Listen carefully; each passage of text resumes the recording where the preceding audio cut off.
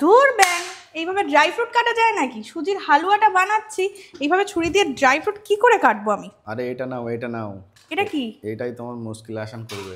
এটা dry fruit কাটার মুশকিল আসান করবে? কি যে একটা বক্স ধরিয়ে দিল, কি আছে এর মধ্যে যে আমাকে ড্রাই ফ্রুটস কাটতে সাহায্য করবে? একটা তো কাটার টাইপের লাগছে। আচ্ছা দাঁড়াও, আগে আমি ধুয়ে নিই। ড্রাই ফ্রুটসগুলো আমি এর মধ্যে দিয়ে দিলাম। এবারে দেখো আমি ঠিক যেভাবে পেন্সিল কাটে সেইভাবেই কিন্তু ঘুরিয়ে ঘুরিয়ে কাটছিলাম। আর দেখো কাণ্ড, কত সুন্দরভাবে ঠিক ড্রাই ফ্রুটসগুলো কাটা হয়ে গেল। পুরো মনে হচ্ছে যেন রেস্টুরেন্টে ঠিক যেভাবে ড্রাই ফ্রুটসগুলো কাটা হয় বা মিষ্টির দোকানে ঠিক সেম।